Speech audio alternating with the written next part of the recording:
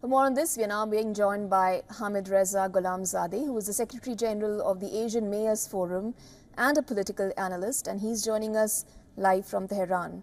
Welcome to the broadcast, Hamid Reza. First up, do tell me, thank you. How much of an effect will the outcome today have on the Iran's domestic and foreign policy, considering we have candidates from two opposing factions, so to say, of governance? How much of an impact will it overall have on the diplomacy and on the domestic front as well? Foreign policy of Iran is not decided by President or Prime Minister merely. It is actually a decision made by Supreme National Security Council and approved by the Supreme Leader. But it doesn't mean that the two people, I mean the government, the President or the Prime Minister, do not have any role in that. They have a significant role by the priority that they can give to the foreign policy and the idea that would follow for the agenda that they would follow for the government. So we had, for example, President Rouhani until 3 years ago, who had focused on negotiation with the West and having JCPOA in order to remove the sanctions.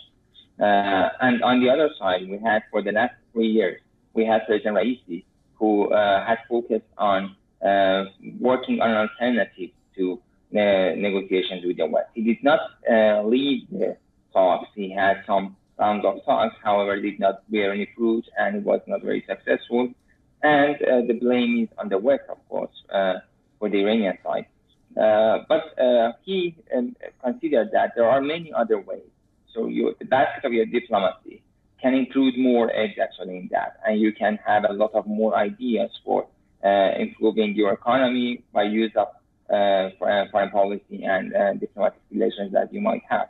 So having a better relations with neighbors and improving their ties was one of the top agendas of him.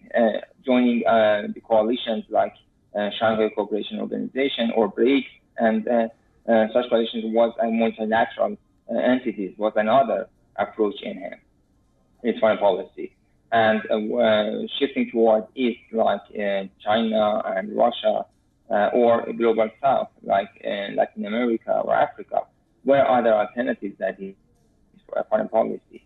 So the difference you can see is a wide range actually, and that if the priority could be put only on Western talks, it would have a result which is totally different from what another priority had actually resulted in during President Raisi.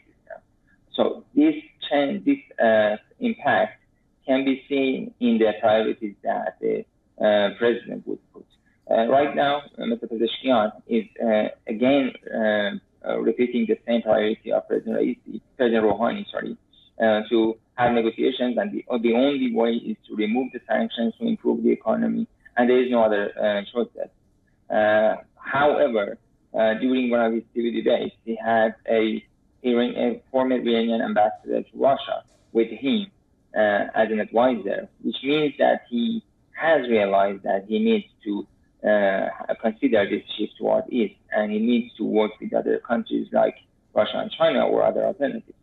But he has a priority for the negotiations. On the other side, Jalili, who has been actually part of the negotiations in the long past, does not believe in putting all the priorities on negotiations.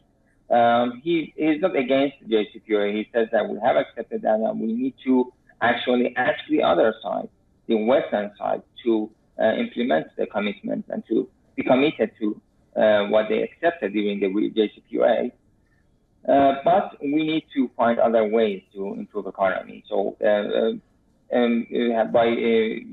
actually paying attention to the domestic capacities and capabilities and improving the relations with the neighbors and the other examples that I said about President Raisi, continuation of President Raisi would be his focus actually in the foreign policy.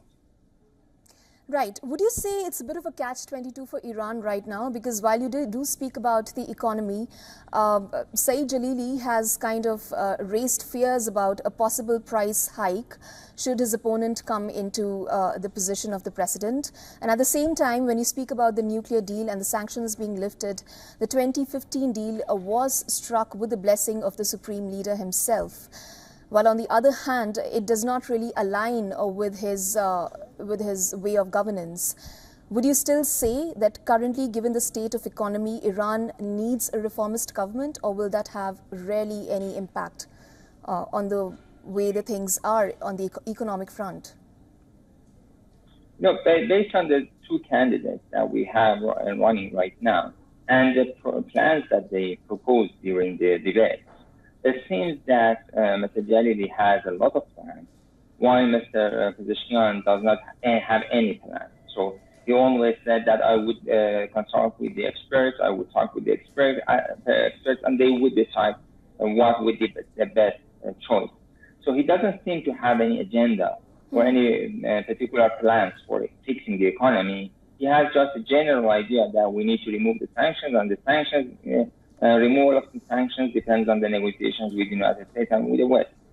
But on the other side, Jalili has a lot of plans. So it seems that Jalili is going to be, practically speaking, Jalili is going to be a better choice right now from among these two people. I'm not talking about the 6 runners who were competing 10 days ago, or the possibilities that could come to office.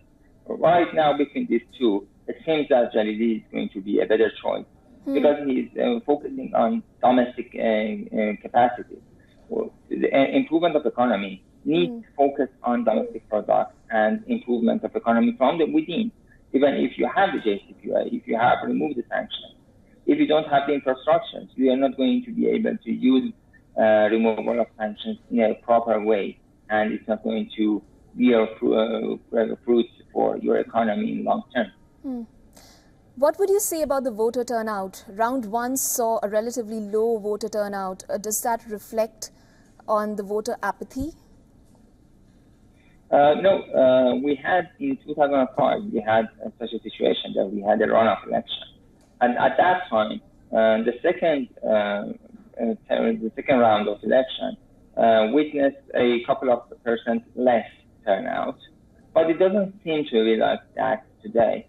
So based on the witnesses that we can see from this morning, turnout has been higher right now. I voted in the morning at AM last week, and the station that I went to was very actually uncrowded. There was no one actually there voting, just a couple of people. But this morning, more people are turning at the same time. It might be because of the weather, because the forecast has said that it's going to be very hot. So because of the weather, maybe people would go to ballot boxes in the morning or in the evening, which are actually less hot during the day. Yes, the predictions, which cannot be trusted actually significantly, because last week the speculations on the phones were very different from the reality on the ground. But by the analysis and the speculations that we are seeing right now, it is expected that it might go over 50%.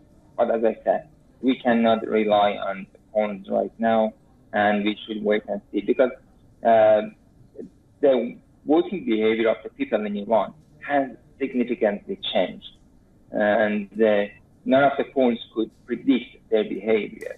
And now, right now, during the past week, what we witnessed that was the campaigns were trying to frighten the people from the consequences of the other side of the competition. Okay. So if Jalili comes, that would have such a result. If Pezeshkian comes, would have such results. So they were frightening in order to awaken those people who did not vote in the first round. Okay. And we should wait and see what.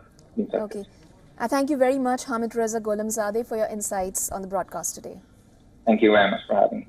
For all the latest news, download the WION app and subscribe to our YouTube channel.